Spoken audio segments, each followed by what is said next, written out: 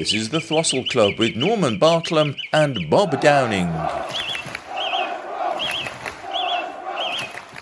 Well, hello and welcome to the latest edition of the Throstle Club. It's the programme which looks back on the long and illustrious history of West Bromwich Albion, and we speak to former players and supporters about their memories of our marvellous club, with a particular emphasis on this month in history. And this month, of course, is September, and I'm at the studios of Black Country Radio Extra. I am, however, not alone, because sitting alongside me, as always, is the man whose form rate is always excellent. It's the former Sports Argus man, Bob Downing. Hello, Norman. Good to see you again, Bob. And round of applause. giving the round of applause opposite us, as always, is the Black Country Radio's very own Billy Spakeman, who doesn't get a round of applause. And no doubt you'll be chipping in, Billy, with your own comments, keeping us on the air, twiddling your knobs and We'll things. do. I'll twiddle my knobs all the way through the programme. So hello to both of you. Now, it's a bit of a special programme, this. All right, yeah. Now, I know we say that every week, but I mean it this week. Month. Yeah, That doesn't say much for your other guests now. It gets better every month, you see. That's what it is. Because we're celebrating 125 years of Fortress Hawthorns. Oh, wow. Wow, Really? how about that? And to help us do that, we've enlisted an old friend. Is that how old the players are? That's not quite that old. But we've listed in an old friend who's not exactly 125 either. It's the West Midlands football historian Steve Carr. So hello, Steve. Yeah, morning everybody. Give him a applause. And alongside us, in the middle of the back four, is a well-known man on Albion's history. None other than the Albion's official historian. A man who knows what he's talking about, therefore. It's Dave Bowler. Let's not get carried away with who knows what I'm talking. Nice to be here. So we've got plenty to talk about then on this edition of the Throstle Club.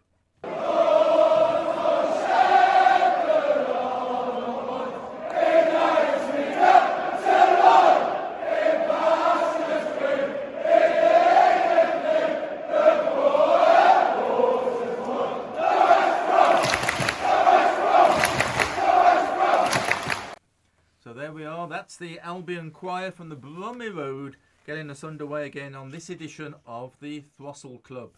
Now, obviously, we're a nostalgia-based programme, but we'll always start off, don't we, Billy, by just talking about what's happening with the Albion at the moment, and what a cracking start to the season. I can't believe what do they call it? The transfer season we've had, the transfer window. It's been absolutely brilliant. You know, it's better than I anticipated. I think it's better than a lot of people anticipated. And the beauty of it is that, you know, the players have come in and they've gelled almost immediately, as they did against Stoke. I mean, the back four looked impregnable to me, and we've also got such amount of cover now. I think it's been a great transfer window, and obviously we would have had 100% record to start with had it not been for, let's say, somebody who needed a guide dog and glasses You're and not binoculars. suggesting we've had a poor referee by any chance? Yeah, I mean, I still cannot understand those decisions. I don't think anybody else could or will. And certainly some referees who I've spoken to said he got it completely wrong. This is the game against Portsmouth, of course. Yeah. So, I mean, to have the start we've had, I think is brilliant. The transfer window has been good, and I mean, as we speak, other things could happen. Yeah.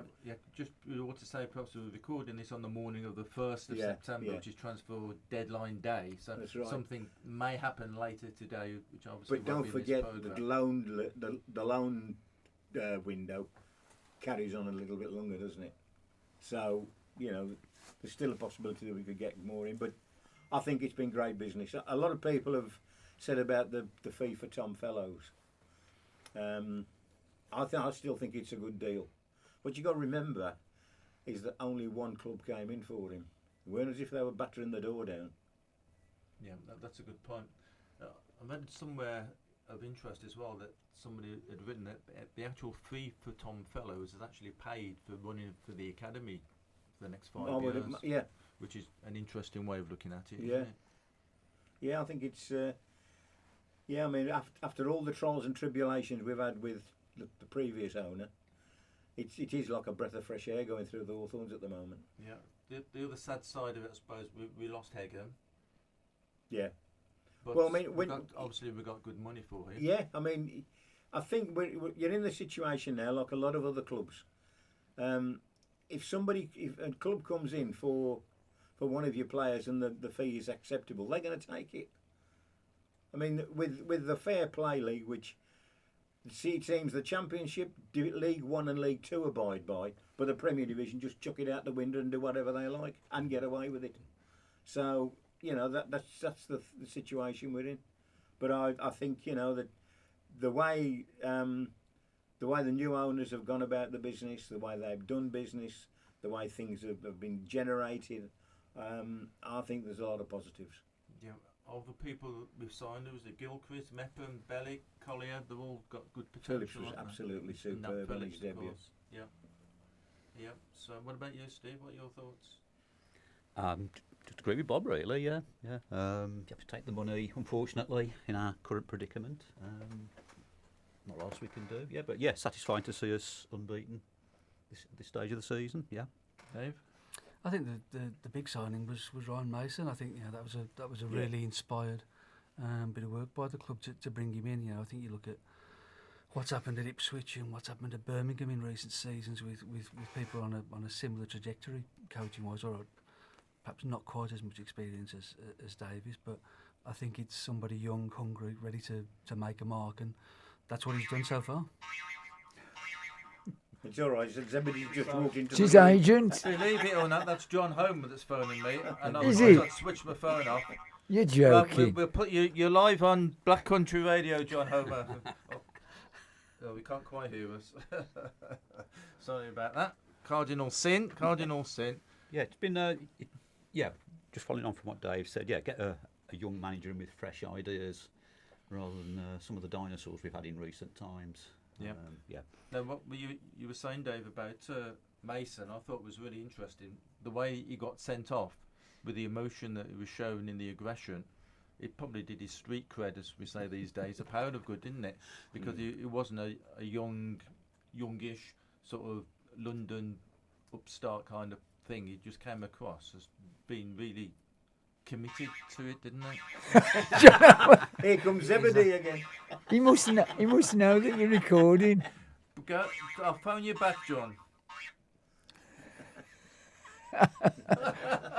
Tell you what, it's usually me. Yeah, mate. I thought I had turned it down against that's two cardinal sins. Yeah, two cards. Two red cards. You're on a red card now, Listen, pal. anything Mason can do, I can do. Red card for that. That's disgraceful. If you'd have done that, Bob, I'd have been not impressed. No. Not impressed at all. You'd have been kicking me all the way home in the car. Anyway, the other big thing that's happening, or just has recently happened, was the Graham Williams Gala dinner. Celebrated his 70 years at the Albion as part of the 125th anniversary celebrations. Yeah. So it was good to finally get that finished after having written the book The Skipper, which is still available in all Decent bookshops. Yeah, especially the Hub down in Merry Hill, and next it's to also next. available at the Hub, Merry Hill Shopping Centre, That's in it. the shop next to next. Yep. So go We're still down. trying to get a book signing sorted out, but Yeah, we'll see. we'll see what we can do with that. What we can do there. Now, there's a really good turnout for the Graham Williams dinner, but some of the players couldn't get there that Graham has played with over the years. A lot of them, well, putting it bluntly, are getting on a bit now. Yeah. So a lot of them are in the 80s, and a lot of them are not too well, or they've got family things and commitments, with it being August as well. So we managed to get some of the players, with the help of Dean Walton and Mark Whitehouse, did this together. They were brilliant at pulling this together with the Albion Foundation on getting some of the players that couldn't make it to send short little clips of video in, which were shown on the big screen on the night. And there's a few extracts coming up. You'll hear from John Kay. You'll recognise his voice with his big Yorkshire accent, not called Yorkie for nothing. Yeah. Then there's Asa Hartford. I remember once was described on the radio as ASA Hartford by one of the reporters.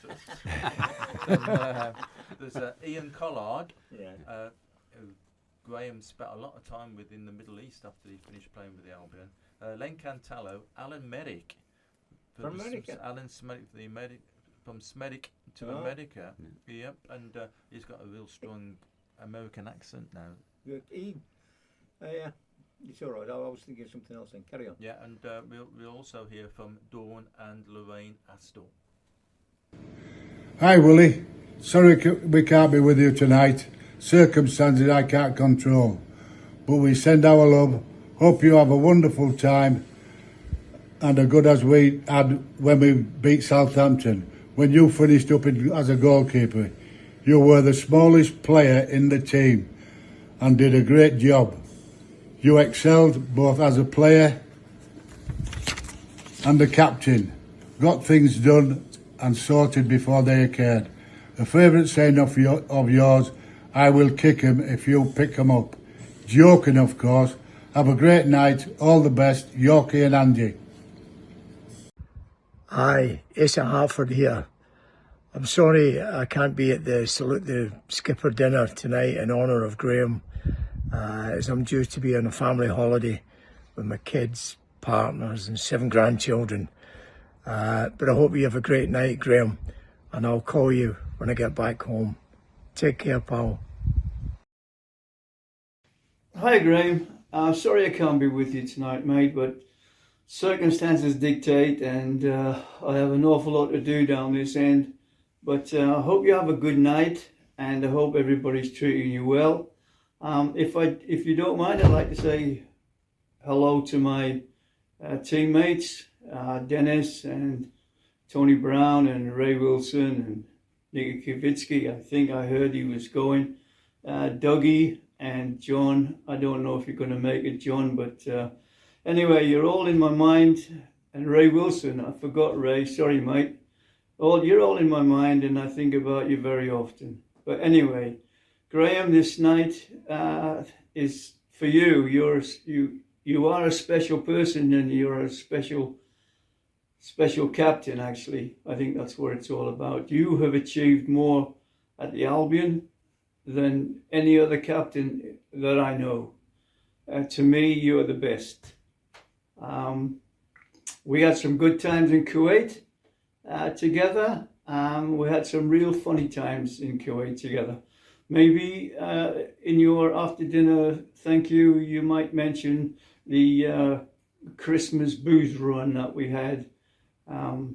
Anyway, Graham, I just want you to say thank you very much for all that you've done for me as a player.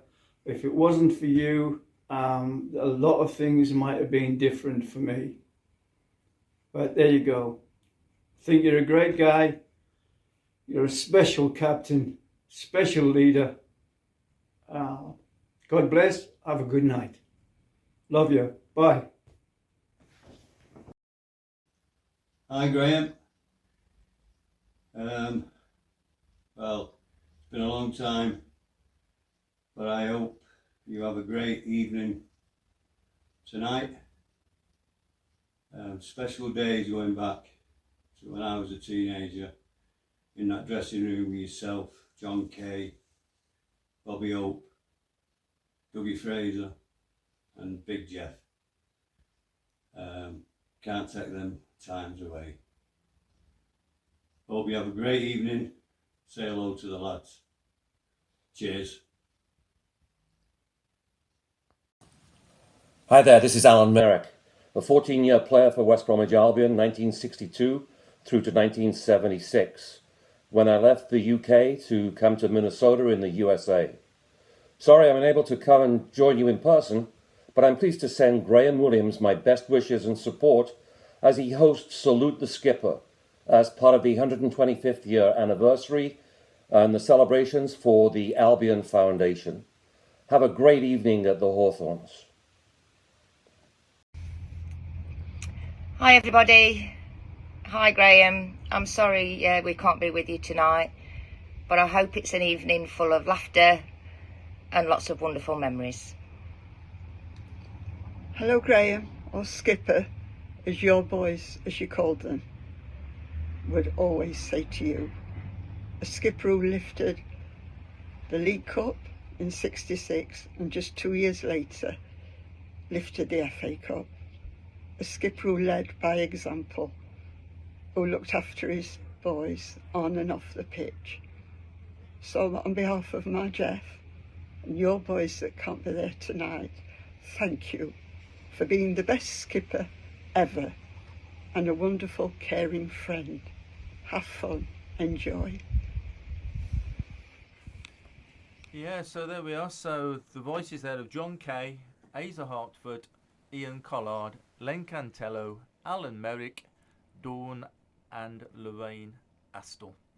So that concludes the bit about Graham Williams and his gala dinner. So let's talk about our main subject now. So we've gone from Graham Williams with 70 years at the Albion to 125 years now of the Albion at the Hawthorns.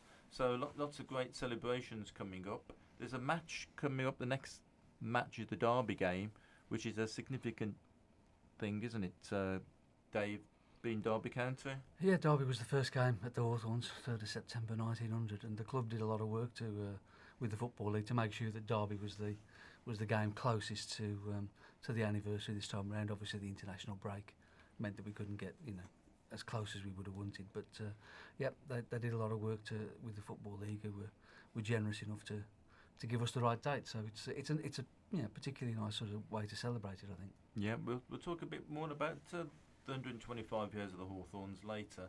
But first of all, Steve, you bit of an expert, really. Well, not a bit of a well-known expert on some of the earlier Albion grounds. So, what was it, first of all, that got you interested in supporting the Albion and researching the history of it?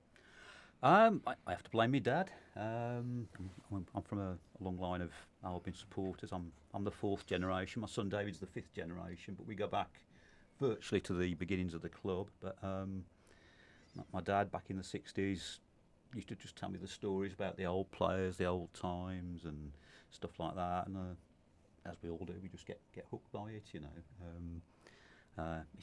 My first Albion game was the League Cup final at Wembley in 1967. 2-0 up at half time, lose 3-2, and I think supporting the Albion has been pretty much like that ever since most of the time. I bet you thought that was going to be a good idea to start with, didn't you? Oh God, yeah. It was a cup final every season those first few years. I never thought we'd be 55 years down the line waiting for the next one, but there you go. Yeah, great. What about you, Dave? What's your Albion connections? It's very much the same. Family affliction, I'm afraid. It's come down the generations. My first game was 71, 4th round FA Cup against Ipswich. Colin Suggett scored, and then of course we conceded a late equaliser. Lost the replay, and it's been very much the same ever since. I mean, the Albion. The first thing I can remember that I can put a date on was '68 when they brought the cup back, and we were in the High Street. I remember I was on my dad's shoulder and I got a waiver and all that kind of stuff. I do remember a fellow staggering out of a pub into the middle of the road, taking his trousers off, falling on the floor. And West Bromwich again has been very much the same ever since. Especially when there's not a match on. Yeah. Yeah. So your family and yourself are from the area.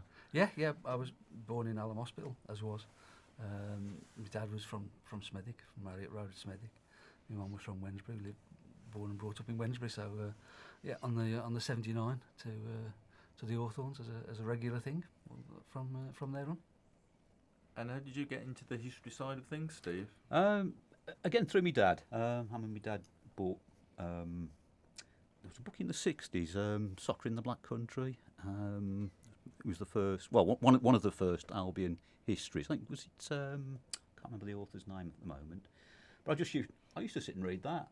Found it fascinating. I say my dad was always full of stories. I mean, my dad was never a regular attender because he played football on the Saturday himself. But yeah, he loved the Albion and talked about it a lot. And then got a job on the matchday staff at the end of the 60s.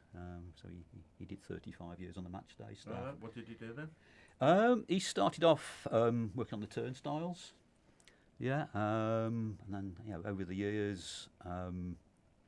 Moved from the turnstiles onto possibly the first executive boxes when they appeared in the 80s, and then when the Hawthorns was redeveloped, he started on working some of the matchday lounges, sponsors lounges, and he got to meet a lot of the old players through that. So obviously old players are regular guests, and that was the bit he really loved.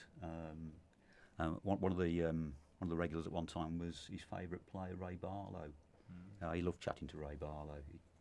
If it wasn't the fact he was supposed to be there working, he'd have just stood there chatting to him all day. So yeah, my dad was always full of stories about the players and what they did, where they come from, and you just got hooked by it, really. Yeah. And Dave, your history side, as it were? Yeah, I mean, very much the same. I mean, my dad went to the '54 Cup final. He was a big fan of Ray Barlow. He always referred to him with his full name, the Great Ray Barlow. As opposed to just Ray Barlow. Yeah, like Frank. It's like Frank Lampard's Coventry, isn't it? Yes. But yeah, I mean, I think as well when I was 14, 15, it was a centenary of the Albion as well. So there was Colin Mackenzie's book with Tony Matthews that came out, the A to Z. I think Glenn Wilmore did a book around that kind of time. Of course, 1979 isn't centenary now, as we have subsequently found. But yeah, I think that sort of started it. And then I think as you get older, there's your attitude to football changes a bit. I think when you're younger, it's all about Jeff Astle and Cyril Regis and winning on a Saturday, and nothing else really matters. But I think as you get older, it's the fabric of the place that matters more, and I think it's about characters, and it's about stories, and as you continue to get older, hopefully, you just become more and more besotted by that rather than what's necessarily happening on a Saturday. Because on a Saturday we've seen it all, haven't we? We've seen them win, we've seen them lose, we've seen them win things, we've seen them get relegated. You kind of it's the stories behind it that I think become the more fascinating thing. Yeah, so did you start collecting snippets out of programmes and things? How did you get into the writing side? I always collected the programmes, obviously. It's compulsory. Until I stopped put people off buying them when I started writing it. I remember I always used to collect the match report in a scrapbook. Once upon a time, I think it was after we beat Coventry 7-1, I was waiting for autographs at the end of the game, and there was this fella from the I don't know, Sports Argus or something. It was stuff I read. And I went and got his autograph as well. So thanks very much for that, Bob. No, you got. Have you still got that? I've still got it. It's in the book with Mario Kempes from later that season. So. Well. But no, I was always fascinated by the papers and stuff. Put that pen away. Can you get his autograph? Yeah, we'll try and get him to scribble on something. It's interesting listening to Steve and Dave, because you're talking about the early, your experiences with the Albion. The one player I remember from the first time I ever went to the Hawthorns wasn't an Albion player. It was Sam Bartram. Because I was convinced, after coming out of that game, that his name wasn't Sam Bartram, it was Johnny Walker. Because my dad kept telling me, we're going to see a goalkeeper. He said he's been around for ages. His name's Sam Bartram, but he plays for Charlton. He's a goalkeeper that's been around for ages. And that stuck in my little mind. And then at the Albion, they got a stand, or a thing that said, Johnny Walker, born 1820, still going strong. And I thought it was him. That's a good story. I've not heard that one before. Very good. Excellent. Yeah. Now, we alluded to the 1878, 1879 thing earlier, didn't you? Yeah. I wasn't there. Yeah. No, you weren't. No. You weren't. We haven't got your word for that. Because originally it was thought 1878, wasn't it? But then you did loads of research on this, Steve, didn't you? All the way around. The other way around. Just something I stumbled across in a Smedic library one afternoon. I wasn't even researching Albion at the time. I was researching Wednesbury Old Athletic, who were one of Albion's early rivals, and just stumbled across this random match report. West Bromwich Strollers against Hudson's. I mean, we'd got the anecdote passed down that the Albion were previously known as the Strollers, but until that day, nobody had ever found a match report referring to them, and actually it still remains the only one.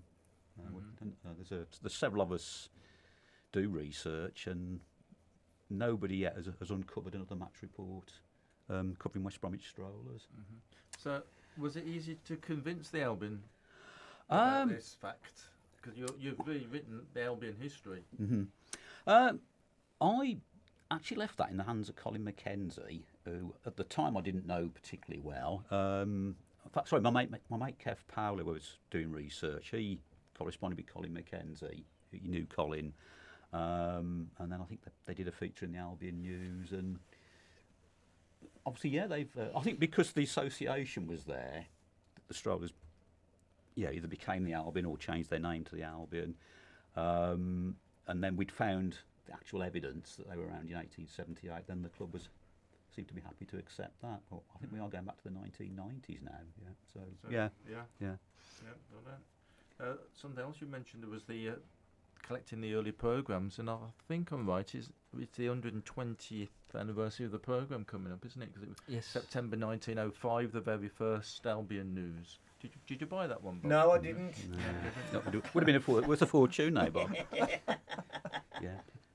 So is there a special? I think it's also been plan merged for that? within the In part of the 125 with the 125, celebrations. yes. I mean, we'll have gone past it by the 13th, so it's all kind of within the Hawthorns. I mean, effectively, the story of the programme is the same as the story of the Hawthorns. It was only 5 years before it came along, so it's essentially the same. Yeah. What about your collection? How far does your collection go back?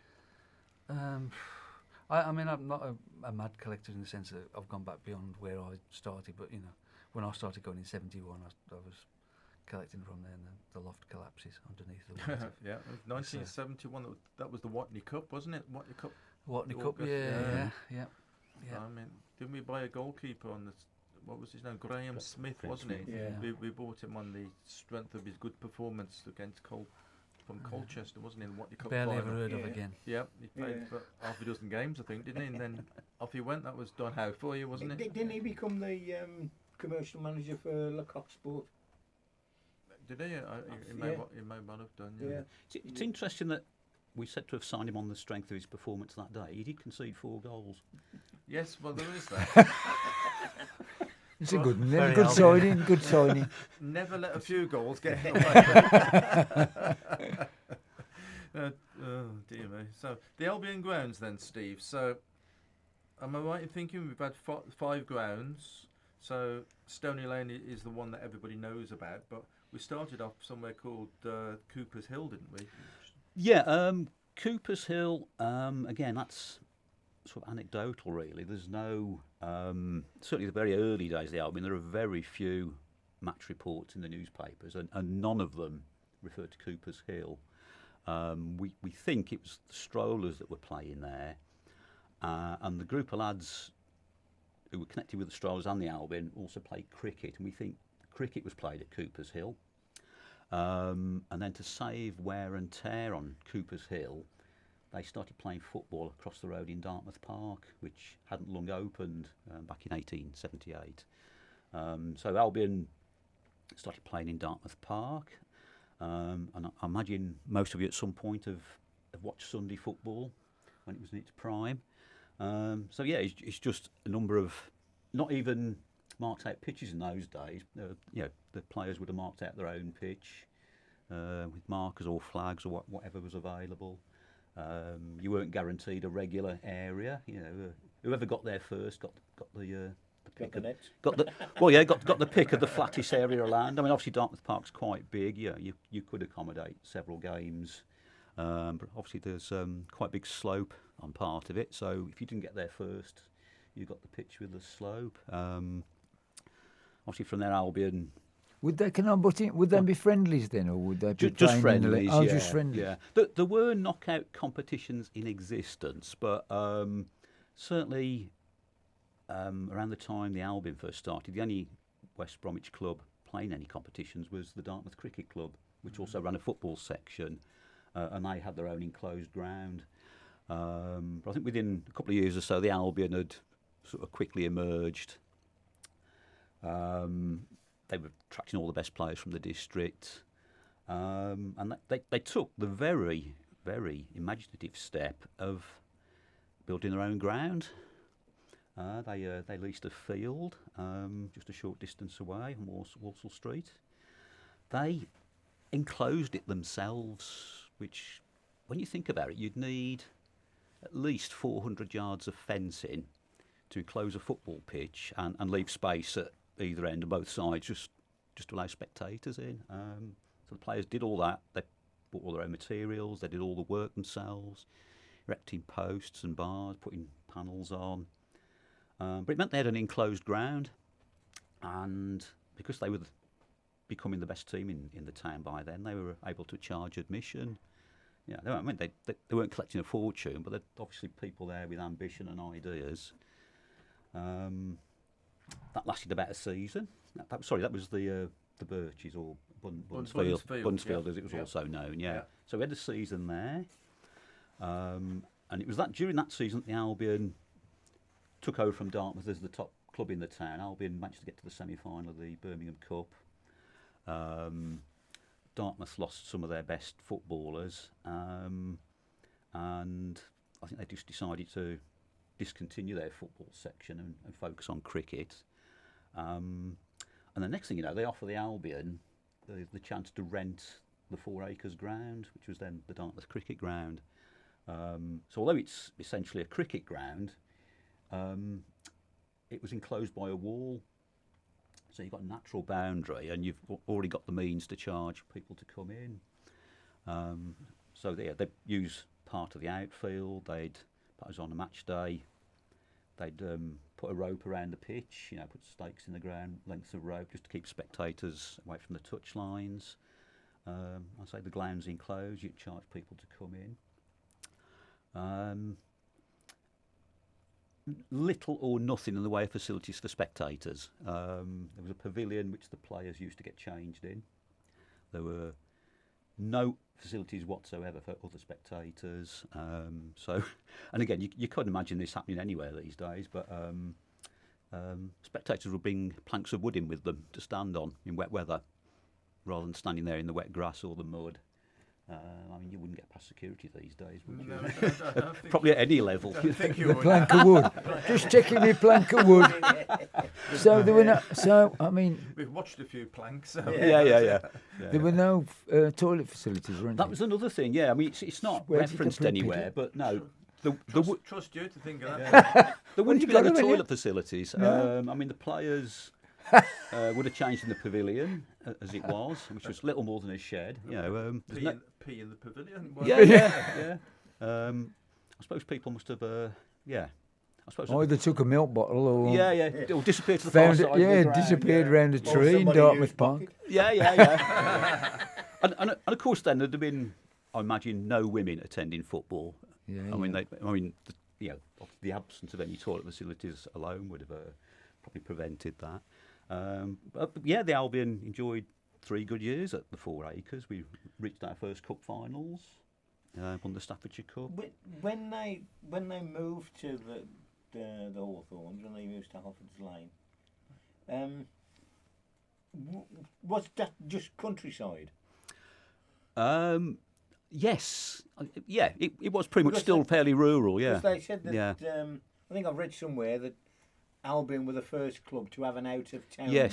Well, it was in effect when they moved to the Hawthorns. So it would be just countryside. Yeah. Because, the one thing people can't realise now when they go to the Hawthorns is all the factories. Yeah. Bearing in mind there was also, between West Bromwich Centre and the Hawthorns ground, there was the colliery as well. Yeah. Apart from that, it was rural. You've got to that in a bit. Yeah. So the 4 acres ground then, that's not the current Dartmouth Cricket Club site, is it? No. Whereabouts was it? Right. Well, if you know West Bromwich at all, if you come out the main gates of Dartmouth Park, you've got the Crown and Cushing pub just to your right, and there's the road forks either side of it. If you take the left fork, and then it's first left into Park Crescent, and if you wander up there, it's still fairly readily identified. You can still imagine it was a cricket ground at one time. If you can imagine, you've got the square is like a little village green area in the middle of the crescent, and the houses with their gardens have all been built on what was the outfield. And that's how the Dartmouth came to move to Sandwell Park, where they've been for 105 years now. Albion were the tenants of the cricket club. They were only allowed to play there They were only allowed to play or practice on a Saturday or a Monday. And the Albion had to impose discipline on the players, because occasionally they'd do it outside of those days and they'd get reported by the cricket club back to the football club, and players would be fined. Yeah, just to remind them that they weren't supposed to be there unless it was Saturday or Monday, and obviously only outside of the cricket season as well, because cricket did take priority, which is also very strange to believe these days. Amazing, yeah. So the Albion then became more popular at that time. So was that the reason why they moved out to Stony Lane? Yeah, I think the problem was because Albion were only tenants at the 4 acres, so they took out their own lease on an area of land which became the Stony Lane ground. And that meant then they could start to introduce facilities for spectators. So we had the first wooden grandstand, the Noah's Ark as it became known, which later moved to the Hawthorns. They had an area either side of that was fixed planking for spectators to stand on. You presumably had to pay a little bit extra to stand on there. You'd have still been allowed to bring your own plank of wood in and stand on the other side. They did eventually start building up banks of what you could loosely term terracing. It was actually just mounds of ash, which people would happily stand on in those days. And at the one end of the ground, you could bring your wagon and horse in. Oh, right. Yeah. Okay. Oh, that's all right. Yeah. Threatens to go in and tan a thing Yeah, out. and I suppose for big games, big crowds, you could perhaps charge spectators extra to come and sit on your wagon and get a better view of the game. But yeah, that was at the one end of the ground. That's Or paint your wagon. Paint your wagon, yeah. Yeah. Yeah. So you can sit on your horse watching the donkeys on the pitch. That's right. Yeah. Oh. Yeah. I mean, yeah, some other features from those days, which again you probably wouldn't be allowed anywhere these days. But the Albion players changed in the Plough and Harrow pub across the road, and then came out through the back of the pub, through a gate, and then had to cross Stony Lane itself to get into the ground. Oh, really? God, Yeah. So although the away team had their own little structure, it was a brick structure with a corrugated tin roof. The away team changed in the ground, but the Albion players changed in the pub across the road. But they probably had better facilities there, I imagine. Yeah. Wow. Yep. So we moved out of Stony Lane. Well, started thinking about it at the start of 1900 or so, didn't we? Yeah. And ended up finding the Hawthorns. So how did the Hawthorns come about then, Dave? It was probably a gradual process over sort of 18 months. They were trying to get out of Stony Lane just because football had become this much bigger thing, hadn't it, at that stage? And you were getting bigger crowds who wanted better facilities. You needed to take the money because football was becoming a big business. There's various reports in newspapers at the time and in the accounts about how paying footballers these inflated wages was killing the game, and you couldn't afford to make ends meet. How little has changed in 125 years. And I mean, one of the interesting things, as Bob just said, it was an out of town stadium at the time, and part of that was because it sounds ridiculous now, but when they were looking for a new ground, they couldn't move towards the Wednesbury side, and they couldn't move towards the Dudley side because the local teams were getting like 6,000 people coming to the games, and we couldn't compete with that. Now Albion were a football league team already by this point. We won the FA Cup and all of that, but still local football was such a big thing that we couldn't go into those areas or closer to those areas. So really, it limited where they could go, and really from out of nowhere, the Sandwell Park Colliery sent this letter to the club. Late 1899, I think it was, saying that they'd got this piece of land on the corner of the Birmingham Road and Alford's Lane, and it was available for the club should they want to build the stadium there. And it was, in that sense, it was the perfect place because it had got you got Alford's Lane coming the one way, you got the Birmingham Road coming the other, which trams had started. People had got their own bikes now to go to work, and so people were a bit more mobile, which 15, 20 years before they hadn't been. So it was one of those things where all of these little bits of Victorian advancement all came together at exactly the same time and made the Hawthorns possible, which probably wouldn't have been 10 years earlier. Yeah, if they'd been looking to move to the Hawthorns when they moved to Stony Lane, you wouldn't have done it. No. Firstly, the land wouldn't have been available, but even if it had, you wouldn't have been thinking of moving people outside of the town because football was an urban thing. You look at so many of the old grounds now. Grimsby. I was looking at an aerial picture of Grimsby the other night from the Manchester United game, and it's stuck in the middle of all these houses. Blackburn, you go to Ewood Park. It's in the middle of football. Just grew up around people because people couldn't go anywhere, and it became the game of the late 19th century, and that was just how it evolved. And as Bob says, we were the ones that built this out of town ground, which of course now they do, so they can put a industrial park around it, or shops or whatever it is. That wasn't the plan then. No. But we were trailblazers in that sense. Yeah. So it was colliery ground. So is it true that there's underground mining workings under the pitch? The letter from the college, which I think we might have published on the website at some point. If not, it's going to be in the forthcoming book, and get your copies here. It says in there, if the collie will not be responsible for any subsidence or anything falling. So, if your centre forward suddenly disappeared into the 6-yard box, that's your own fault, mate. It's, No, he don't need to disappear then, all. He just disappears, doesn't he? It's not the first time the Albion's been called the Pits, is it? But there was water running under. Yeah, there was a stream. hell of Was not a stream across the pitch. Yeah, there was a hell of a lot of work done. Yeah, by the time they'd signed the paperwork, I think they had about 200 days to get the Hawthorns ready, which is a fantastic feat of engineering for that period.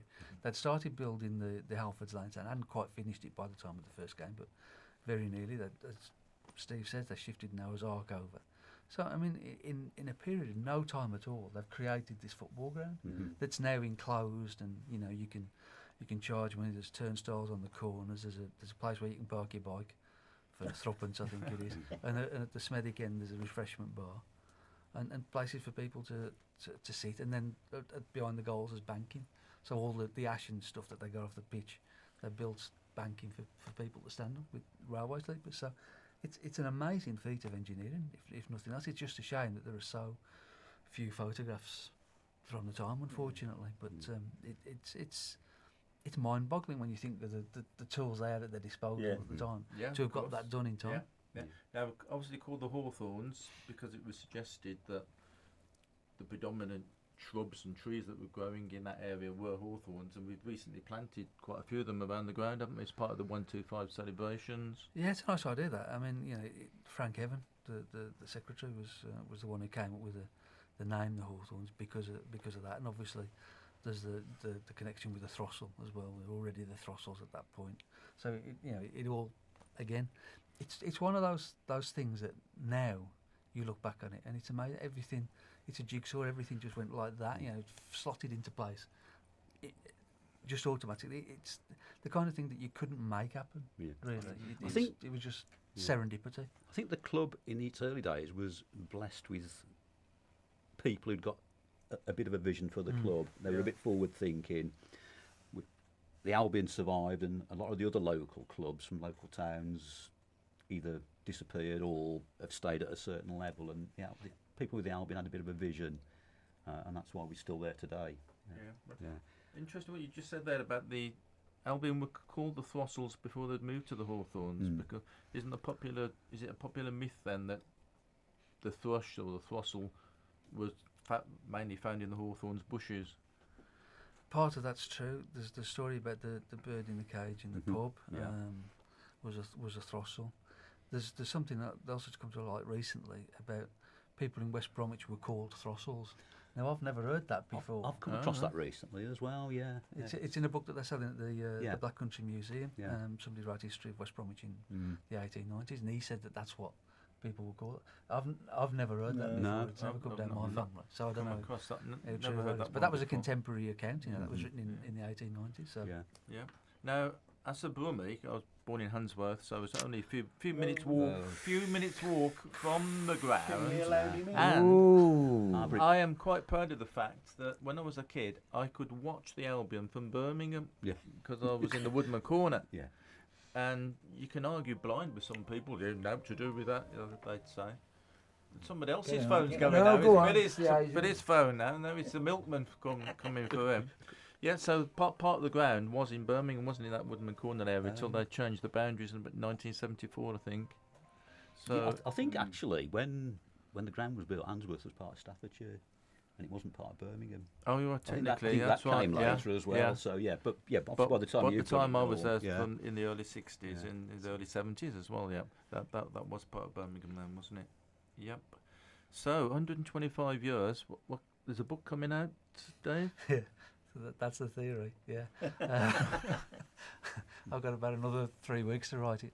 Have you started yet? I have. Yes, Yeah, just that's right. It's that's going to be the whole, and it's a complicated one in as much as, you know, we are 3 years away from the 150th anniversary. So obviously there will be lots of things to do with that as well.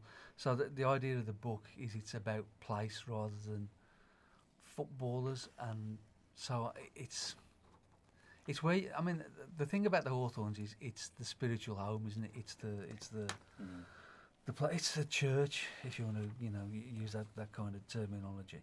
So it's about supporters. It's a bit about players. It's a bit about the complications of building it. You know, I mean, again, as I say, I first went in '71. You know, you've all got. There's nothing there that's the Hawthorns. There's nothing left from when I first went, except that pitch is in the same place that it used to be. Yeah. But it's still the Hawthorns, and that's because, you know, I mean, all of us have got people who, you know, we used to go with who aren't here anymore. And, you know, you think of that when you get, I was thinking about it yesterday. It's somewhere between a maternity ward and a cemetery, because it's it's where your love of the football is birthed, if you like, and that's where it all starts. And then, you know, as you get older, whether it's players who've gone, whether it's, you know, your mum or your dad or your brother or your mates or whoever it was who took you to the game, they've gone now. So there's that feeling around it as well. So it's the idea of the book is to try and capture the soul of the place. The football club is not the same thing. You know, they talk about the separation of church and state. The Hawthorns is the church, the football ground is the state. So we're talking here about the church. I think that's the. So the book's gonna be out in November. God help us. There is a bit of disquiet in circles because it's 45 quid for the book, Dave. It's not a book. It's a slab. It is a huge thing. There are photographs in there that you want to see, and a book like that takes a lot of. There's a lot of print cost that goes into it. It is, you know, I would say this, wouldn't I? But it is worth it in the finish. There's a lot of photos in there that you won't have seen. Certainly, you won't have seen them in the way that we're printing them and the size at which we're printing them. There's I think it's Christmas. Come on. That's right, yeah. I think where people will see the big difference of the current generation, the people who've probably started watching Albion in the 2000s. I mean, they'll be 25 now, won't they? So, you know, probably born in the year 2000. They've not. They see the Hawthorns as it is now. I can remember going in the 1950s, where there was no rainbow stand. The only seats in the ground were in the Halfords Lane, and that was up at Halfords Lane. It was terraces underneath it, and it was funny enough. Last Wednesday at the hub meeting, we had some of the players come into the hub, and John Homer did a little quiz, and one of the questions was, "What's the record gate at the Albion?" And I mean, we knew it was sort of 62,000, and Darnell Furlong just looked absolutely bewildered, because how did they get 60? No, mate, they got 60,000. This is before the East Stand, the Rainbow Stand. This is when people used to come up. And if you see old photographs now from the 50s and the 60s, you'll see how many people were there. I mean, I can remember going to an FA Cup replay in the 50s, Albion against Blackpool. Dad took me out of school so I could go and see Stanley Matthews. There was that many people in the ground, and don't forget this is before floodlights. They used to have a replay on a Wednesday afternoon because West Bromwich closed on a Wednesday afternoon. So I think the match kicked off at about 2 o'clock because we, you know, getting into the winter time. And there were so many people in the ground. I had to go and sit where the wheelchairs were because that's the only place I could get. I absolutely rammed. Of course, there was no television then, so No. unless you went to the game, you would never see Stanley Matthews play. Yeah. Hence the colossal support. Yeah. You know, and then I mean, I think I've said before, my dad when he went to watch the Arsenal, the Arsenal of the Alex James era, and he went into the ground. He lit a cigarette. The crowd all crushed, and he couldn't get the cigarette out of his mouth. He had to smoke it, still in his mouth, and then spit it out. That's how. That's talking a crowd. And I mean, there was obviously thousands. There was more thousands outside. So this is where that book, you know, if you get the pictures to give people the idea of what it was like. And there's also extracts from the minute books, and you know, a lot of these documents that we're talking about are going to be in there as well. You know, so I can tell you, it's not something where we're making a profit. That's what it costs to put a book like that together. Yeah. I mean, it is a monumental undertaking by the time. Is it going to be a limited edition, Dave?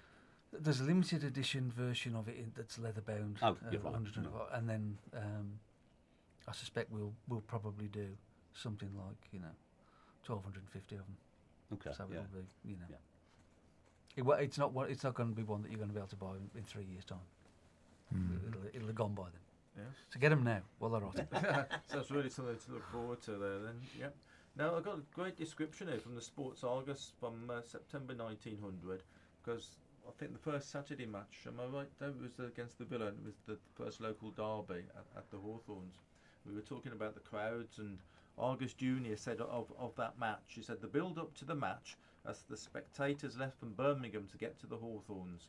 I have seen all the great matches that have taken place in the Midlands during the last 20 years, but I never remember a local encounter producing such a scene of excitement. The Albion had the whole of the Aston Villa supporters there. The road between Colmore Row and the Hawthorns was one black mass of hurrying humanity for quite an hour. At 2 o'clock there was scarcely a vehicle of any description to be had in Birmingham, and the queue at the cable cars was anything between 1,000 and 1,500 Trams, I strong. think. Yeah, well, there was a cable tramway on Oh, Soho yeah. Road at that stage. I have never seen so many vehicles outside of ground, and as there were within 10 minutes before the finish. People had come from all parts of the Black Country, and I was sorry for many thousands of people who couldn't get into the ground. But it was largely their own fault. Had they waited in a single file in an orderly fashion, they would have got in. But instead of doing this, they bustled and pushed to such an extent that the entrance to the turnstiles was choked, and the machines were rendered comparatively useless. This is very silly, but it's what a mob will always do. Brilliant. Yeah, we've just got a couple of minutes left. So what's your favourite ever game at the Albion that you've seen? Blimey. Anyone really? Mine would be back in '71. Albion beat Man United 4-3. I don't know how much of the game I saw. I was on my dad's shoulders at the back of the Smethwick end. It was when we were still getting, you could get 40,000 in just about then. It was absolutely around. George Best played, and Bobby Charlton and all that, and Bomber scored hat-trick, and John Wall scored header with about 5 minutes ago and beat Manchester United. What's not to like? That's fantastic, isn't it? Do you, Steve? There's too many to choose from, isn't there? Blimey. I remember atmosphere-wise, I'd always say it's the Swansea playoff Yeah. game. Yeah. It was like the 92-93 season, Yeah. wasn't it? Yeah, Fantastic. You could feel the Brummie Road terrace absolutely. vibrating. Yeah. Yeah. It was. I think everybody on that terrace was boinging Yeah. that night. Yeah, it was fantastic atmosphere. Yeah. And just get qualifying for Wembley after 23 years. You were just hugging everybody around you. It was fantastic, and people you'd never spoke to before, never even seen before. Everybody was just grabbing everybody else. Fantastic night. Yeah. Closest we ever came to pure football when we beat Bristol City on that snowy day. Oh yeah, so With the special boots. 79 was 79. that? Yeah. Yeah. And a part of, before that, there was the second leg of the League Cup final against West Ham. Explain to our listeners what you mean by about the boots. That was this snow. Well, there's various little stories going around. I mean, it was Graham Smith actually, who we were talking about earlier on. Ron Atkinson somebody had told him about these boots, and they got special suction things on the bottom. They weren't studs, and they were supposed to be better than studs. And Ron was going to try them out, and the idea was that they thought they could try them out, sort of during the season. But at that time, a lot of games were being called off because of the weather. And Albion were desperate to get it played because obviously they might have been top or could have gone top. And the referee was walking on the pitch and he was umming and ahhing as to whether the game was going to go ahead. So Ron Atkinson got the players to go and warm up on the pitch with these special boots, and he said to the referee, "Look, pitch is perfectly okay. They're not slipping about in it." The other team went down and they were all over the place. I think when it was snowing, we used to wear hockey boots instead of football boots. Yeah. But that team, different stuff. Yeah. That team then, when it was going for the title, was the best Albion side I've ever seen. Yeah, brilliant. Right, we've almost come to the end of the programme, but let's perhaps look forward a little bit in the last minute or so that we've got left, Dave. So Albion presumably never will leave that area. The stands might be redeveloped in the future, but imagine the uproar if it was suggested that the Albion were to move. I think it'd be very difficult to move. I mean, where would you move to? If you moved, you'd have to move, I don't know, down the M5 corridor somewhere. I can't see anywhere in the vicinity in West Bromwich that you would move to. There's nowhere. There's nowhere you could put it. Yeah, I think, as you say, most of the old industry has already gone and been. The land has been redeveloped. Yeah. To find an area of land of bigger than what we've already got, I can't visualise anywhere locally where you could do that. No, so that's settled it then. We're staying. Staying for the duration. Staying for the duration. Till he writes another book. Collect some more photographs. Right, so brilliant. So good luck with that book and good Thank luck you. with the other 125 celebrations coming up throughout the year. Now, Albion's website's really good these days for things like that, isn't it? So keep up to date with what's happening. You'll be adding stuff to that quite often. We will, yeah.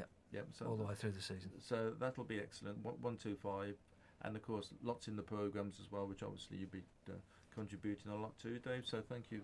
Pleasure. For that. Thank you for being with us today. Thank you also to you, Steve. And right down at the end, are you still there, Billy? I can see you down there. Yeah, still down here. Yeah. Thanks for that, and also to you, Billy, as well, for twiddling your knobs as usual. And obviously, thanks to everyone for listening. So that's it from this edition of the Throstle Club. This is the Throstle Club with Norman Bartlam and Bob Downing. Live from the Black Country, online, on your mobile.